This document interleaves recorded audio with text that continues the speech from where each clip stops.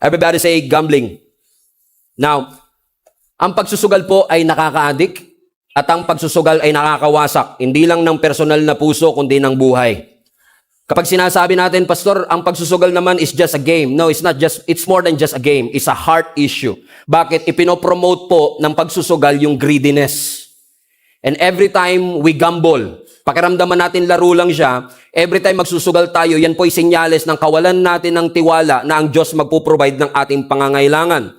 Yung bagay, yung resources, yung pera na ipinagkatiwala ng Diyos sana sa iyo, you are trying to put your hope and confidence sa game of chance kesa sa Diyos. Ano ang sabi ng Bible? Trust the Lord your God with all your heart. It doesn't say, trust the sweepstakes with all your heart. Hindi sinabing trust, ayoko ng pangalanan nyo online game, baka pag di nyo alam, curious pa kayo, laruin nyo, piso lang naman, magiging 5,000 daw. Okay? Okay? So trust the Lord with all your heart and lean not on your own understanding. And I've seen and I've known personally, marami po akong kilala personal, na mga maayos ang buhay, maganda ang mga trabaho, maraming na-invest na mga property na ngayon po ay baon sa utang. Nagsimula lang po sa panalo. In fact, if I may tell this story, one time, after nilang mag-work, binigyan sila ng tip. Tip lang ng kanilang kliyente. At inaya siya ng kaibigan niya. Sabi niya, tara, magkasino tayo. Hindi tayo tataya ng pera natin. Yung tinip sa atin, yun lang yung itataya natin. Alam mo, tinaya nila, nanalo sila.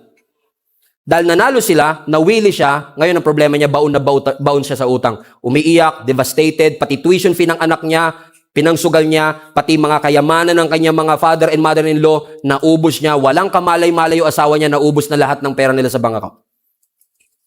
So hindi lang to basta laro, nagsimula sa laro, naubos ang kanilang pera, nalamatan pa ang kanilang pamilya. Pag tinignan mo mga taong ito, hindi naman sila tamad, masisipag sila magtrabaho. Yung nga lang, because they are so addicted to it, nakita ni Satan yung opening, greed. Anong ginamit ni Satan? Yung billboard sa EDSA. Tumaya ka rito, 100 pesos lang. Oo nga, 100 pesos lang. Wala namang mawawala sa akin eh. Amen? And I believe, I don't mean to offend anybody, but I believe na yung pagmamadali natin is a sign of the lack of wisdom. Ang mga nagmamadali, walang wisdom. Amen? Tanong nyo, dahil nagmamadaling yumaman, anong ginawa? Nagnakaw. May wisdom ba sa pagnanakaw? Wala. Ang papakita lang sa iyo, magkano makukuha mo. Hindi niya papakita yung consequence. Pwedeng masira ang buhay mo at ang buhay ng iyong pamilya. Amen? Sa pagmamadaling yumaman, anong gagawin ng iba? Taya tayo sa loto. Kaya sabi ko nga sa inyo, pag nakita ko kayong tumataya sa loto, guys. Ibig sabihin, tanungin nyo rin, ba't nandun ako? Magkasama tayo. Di ba? Tataya, anong papakita sa atin ng media? May nanalo, 125 million. Inspire na inspire ka, nanalo, 125 million. Pero hindi papakita ng media yung milyong-milyong taong tumaya pero talo. Sabi natin, 10 piso lang naman yung ticket sa loto eh. Magkano na ba ngayon? O ba't alam nyo? Huli! Got you, man! I got you! I got you! Hindi ko alam kung magkano yun eh. Anyway, 10 piso lang naman, wala namang mawawala sa akin. And every time people say that, I always tell them, akala mo lang walang mawawala, but actually, ang nawala is yung trust mo that God will provide. Nawala yung lordship ng Panginoon na si Lord ang magbibigay sa iyo. If you think about it, lahat ng klase ng sugal, umaasenso ang sugal, nagbe-benefit ang sugal sa pagkatalo ng iba. Wala namang mananalo kung walang natatalo sa sugal eh. So, ibig sabihin, kaya siya nagpa-prosper kasi may kailangang matalo. Guess yung sinasabi ko mga kapatid, unfortunately, it has become a stronghold na nagli-lead sa pagkabaon sa utang at pagkawasak ng maraming pamilya. What is the Bible saying about this one? Buksan po natin ang 1 Timothy chapter 6, verse 9 to 10. Sabi ng scripture, ang mga nagnanasang yumaman, sabi mo sa katabi mo, parang ikaw topic today, ang mga nagnanasang yumaman ay nahuhulog sa tukso at nasisilo sa bitag ng masasama at mga hangal na hangarin na nagtutulak sa kanila sa kamatayan at kapahamakan. Pansinin po ninyo ito. Ang sabi, yung mga nagnanasa daw na yumaman, nahuhulog sa tukso. Nadadaya at nahuhulog sa bitag ng masasama at mga hangal na hangarin. Pansinin nyo yung mga scammer, yung mga promotor ng mga sugal o ng loto. Karamihan niya nagbe-benefit sila sa pandaraya sa ibang tao. At makikita nyo dito, dahil sinasamantala nila yung mga tao na may kagustuhang yumaman, opening, nagkakaroon ng deception. Bakit daw po? Verse 10, sapagkat ang pag-ibig sa salapi, ang ugat ng lahat ng kasamaan. Now, everybody read that part again. Sapagkat Ang pag-ibig sa salapi ay ugat ng lahat ng kasama. So mag-ingat kayo sa nakikita nyo sa Facebook, naririnig nyo sa ibang tao, kasi doon sa mga Facebook minsan, tinatanggal nila yung pag-ibig. Ang sinasabi lang nila, ang salapi ang ugat ng lahat ng kasamaan. Hindi po ganun ang sinasabi ng Bible. Ang pag-ibig sa salapi, hindi salapi itself. Ang ugat ng lahat ng kasamaan. So ibig sabihin, kung hindi pera, kundi pagmamahal sa pera ang ugat ng kasamaan, pwedeng mahirap ka pero mahal mo yung pera. Kasi minsan may connotation tayo, yung mga mayayaman, mga greedy yan. Correct? Pero based on that text, hindi porket mahirap, hindi greedy. In fact, marami kong kilala, greedy na, hindi pa lang obvious kasi wala pang pera. But greediness is a heart issue. Ang sabi ng scripture, dahil sa paghahangad ng yumaman, dahil sa pag-ibig sa salapi, amen, tayo ay nalalayo sa ating pananampalataya, in our pursuit to get rich, in our pursuit to have a well of life. Ano po ang sabi ng Bible? Tayo po ay nabubulid sa kasamaan. So, Satan is after your calling and your testimony. And if it means na yung greediness ang maging opening nito, amen? Or pornography ang maging opening nito, Satan will do everything to bring you down. But God is good. Amen? The commercial is over. Thank God. Mahirap na tayo ay inaatake ng kaaway. It's challenging for us sometimes to really fight that battle. But we thank the Lord. Matindi man ang atake, may matinding kapangyarihan din naman ay pinagkatiwala ang Panginoon sa atin. Ano po ang sabi ng Ephesians chapter 6 verse 10? Finally, be strong in the Lord and in His mighty power. Hallelujah! Ibig sabihin, ang lakas na meron tayo para mapagtagumpayan ang lahat ng mga atake ng kaaway, hindi po siya nakabase sa taas ng iyong pinag-aralan, hindi po siya nakabase sa iyong emosyon, hindi po siya nakabase sa iyong koneksyon. Ang katagumpayan natin sa paglaban natin sa mga atake ng kaaway ay nakadepende sa lakas na meron tayo dahil sa ating Panginoon. You are not called to fight your own battle because the Bible says that the battle is the Lord. So we are not pursuing victory. We are not fighting for victory. We are fighting from the position of victory because Jesus already won the battle for each and every one of us. So I don't know who is this for. Pinapaalala lang ng Panginoon sa bawat isa sa atin that you should stop fighting the battles that you are not anointed to fight. Kung hindi in-anoint ng Panginoon na paglabanan mo siya, walang lakas na maibibigay ang Panginoon sa iyo to conquer that. Not every battle is worth fighting for. Hindi porket inimbitahan ka, oo ka na kagad. Hindi porket pinost ka nila, magre-reply ka na kagad. Hindi porket na misunderstood ka, kailangan mo mag-explain. Choose your battles wisely. Come on, somebody. Hindi porket dinisrespect ka nila, magre-react ka na kagad. Iniwan ka nila, maghahabol ka naman. Come on now. Prinobo ka nila na wala naman ng iyong kapayapaan. Listen to me. Hindi takot si Satan sa mga Kristiyanong malakas ang boses. Takot si Satan sa mga Kristiyanong malakas manalangin kay Lord.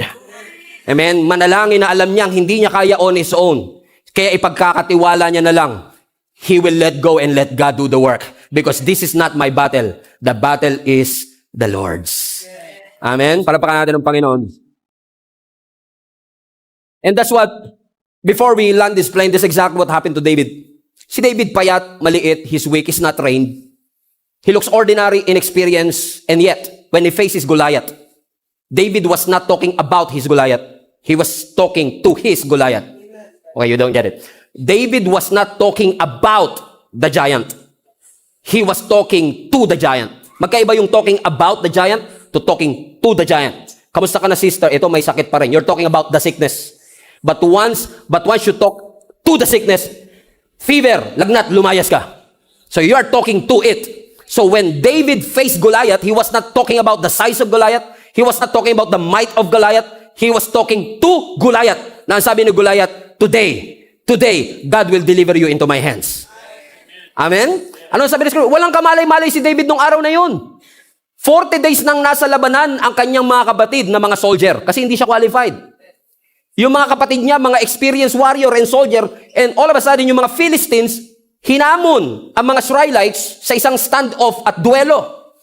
Ang sabi ng Philistine representative na si Goliath, pumili na lang kayo ng representative ninyo na ilalaban ninyo sa akin. Pag nanalo ako sa inyo, lahat kayo alipin namin. Pero pag nanalo kayo sa akin, well, mananalo kayo, lahat kami magpapaalipin sa inyo. Alam nyo? 40 days, more than a month, binibilitel, pinapahiya ni Goliath ang nation of Israel. Kahit yung hari nilang si King Saul, walang magawa. Yung pinaka-qualified, pinaka-equip, hindi kayang lumaban, bahag ang kanilang buntot. 1 buwan mahigit, 40 araw. Imagine niyo, twice a day kang ni-humiliate. Mga duwag, mga bag ang buntot. Wala pa rin kay representative na ilalaban sa akin. More than a month, lahat sila naka-stand off lang. Until finally, on the 40th day, Jesse, tatay ni David, tinawag ang kanyang anak-anak, dalhin mo nga itong tinapay at keso sa iyong mga kapatid. So, ang purpose ni David, kaya siya nandun sa Valley of Elah, hindi para labanan si Goliath. Kaya iba sa inyo, wala kayong kamalay-malay. Kanina gumising lang kayo, kala nyo magsisimba lang kayo. Wala kayong kamalay-malay ngayon ang divine appointment nyo sa Panginoon. Nababaguhin ng Panginoon ang takbo ng inyong buhay, that this is going to be your defining moment. So, ang sabi ng scripture, Arte, hatid mo itong tinapay at keso sa iyong kapatid. So, pag pinagsama mo yung tinapay at keso, cheese bread. Okay. So, ihatid mo itong cheese bread na ito. Come on now, that's biblical. Okay. Okay. Ihatid mo itong tinapay at keso, ang cheese bread na ito sa iyong mga kapatid. So, ang purpose ni David, dala-dala niya yung plastic bag ng cheese bread, dadalhin niya sa kanyang mga kapatid, para saan? Para pagkain nila. Saktong-sakto, nung nandun si David sa Valley of Elah, muling naghamon si Goliath. Siya mga duwag, wala ba kayo ilalaban sa akin? Pumili kayo ng representative nyo na ilalaban sa akin. Or else, lahat kayo aalipinin namin. But this time, narinig ni David yung hamon. Nung narinig ni David yung hamon, sabi niya sa isang soldier, "Who is this uncircumcised Philistine that is mocking the armies of the living God? I will fight him." Sa Tagalog, sino itong support na ito na humahamon? Wala talaga, ganun talaga Tagalog. Ganun. Humahabol sa Diyos na buhay. Ako ang lalaban sa Kanya. Now, hindi ito nasa Bible, pero sabi siguro ng soldier, what? At saka, may hawak ka pang cheese bread dyan?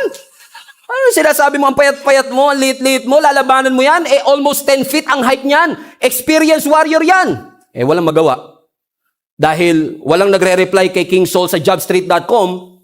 Si Saul kasi naglagay siya ng vacancy sa jobstreet.com. Sabi niya, wala kami representative na lalaban. Ito ang qualification. Kailangan experienced warrior ka. Kailangan may 2 valid IDs, college degree and everything. Dahil wala nag-a-apply, si David ang nag-apply. Buti nila pinakita sa atin ni scripture kung ano ang nangyari sa kanilang first job interview. So sa harap ni King Saul, sabi niya kay David, lalabanan mo si Goliath? Anong qualification mo? Well sir, ako po kasi ay shepherd, pastol po ako. Kapag yung mga sheep ko, yung mga tupa ko, inaatake ng mga leon o kaya ng oso, ipinagtatanggol ko po sila. Hinahawakan ko po sa ulo yung leon at kaya ko po siyang patayin gamit lang ang aking kamay. And by the way, sir, ang expertise ko po, sling. So think about it. Si David, hindi siya ang tumalo kay Goliath. Hindi siya ang lumaban kay Goliath dahil siya pinaka-qualified. Si Saul ang pinaka-qualified. Pero siya ang lumaban kay Goliath kasi walang choice. Walang gustong lumaban.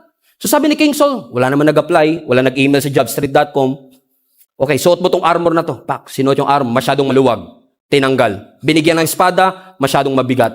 Wag na, sige, punta ka na lang doon. Now think about this. So habang papunta si David doon sa battlefield, probably, ang mga Israelites nakaiga ng ganun. Pero mo, may 10 buwan sila Stand off lang. Ang mga Philistines nakaiga na kagad.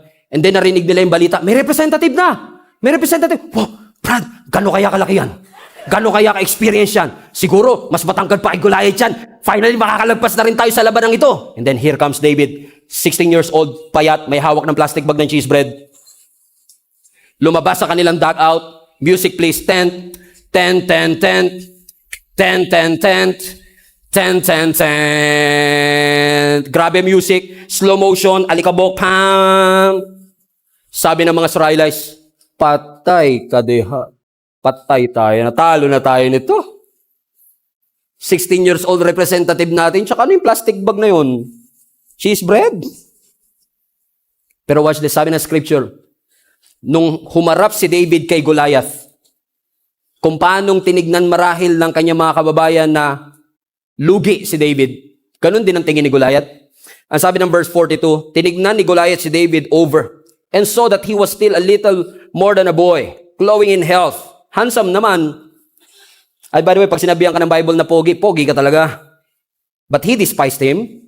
Ang sabi ni Goliath kay David, aso ba ako? that you come to me with sticks, kasi hawak niya slingshot, and the Philistine cursed David by his gods. Come here, and I will give your flesh to the birds and to the wild animals. Ipapakain kita sa mga ibon at sa mga wild animals. But watch this, verse 45. But David said to the Philistine, you come against me with sword and spear and javelin, but I come against you in the name of the Lord Almighty, the God of the armies of Israel, whom you have defied. You see what David did there? He just turned a physical fight into a supernatural fight. Sabi niya, wala akong sword, wala akong spear, wala akong javelin. Disadvantage ang aking physical appearance compare sa'yo. Almost 10 feet ka, ako 5'6" lang. Lugi ako. But my confidence is not based on my sling. My confidence is not based on my weapon. God can use a stone. He can use a shout. He can use a raven. He can use a fish. He can use anything. Even my surrender. Pwedeng gamitin ng Lord as a weapon to defeat my enemy. So sabi niya, wala man akong javelin, wala man akong spear, wala man akong sword, but I have come against you in the name of the Lord Almighty, the God of the armies of Israel. I may look weak to you, ordinary, inexperienced to you. Na-confuse mo siguro yung youthfulness ko. Nakala mo porket youth mahina. Hindi lahat ng youth mahina. David may be young in age, but he is old in his faith. So when this Goliath is trying to intimidate him, ang sabi ng verse 47, all those who gathered here will know that this is not by sword or spear that the Lord saves. Hindi ako niligtas ng Panginoon gamit ang sword. Hindi niya ako dinigtas gamit ang spear. Hindi kailangan ng Lord ng conventional weapon para manalo, for the battle is the Lord's. What David is saying, now I love this part. Because when he said, who is this uncircumcised Philistine? That's what I call anointed audacity. What an audacity to say. Sino yan? Kasi mas kilala niya yung Diyos niya. You can see here the power shift. Ang sabi ni Goliath, nasa ng espada mo. Ang sabi ni Goliath, nasa ng spear mo. Ang sabi ni Goliath, nasa ng javelin mo. Ang sabi niya, wala ko niyan, pero meron akong Diyos. Look at the power shift here. Shinif niya yung power from physical weapon to supernatural weapon. I don't have physical weapon, but I have a supernatural God. Alam siguro niya yung Psalms na sinulat niya, that the Lord is my tower, and the righteous will run into it, and they will be saved. For the Lord is my tower, and He gives me a power. Di nyo alam to?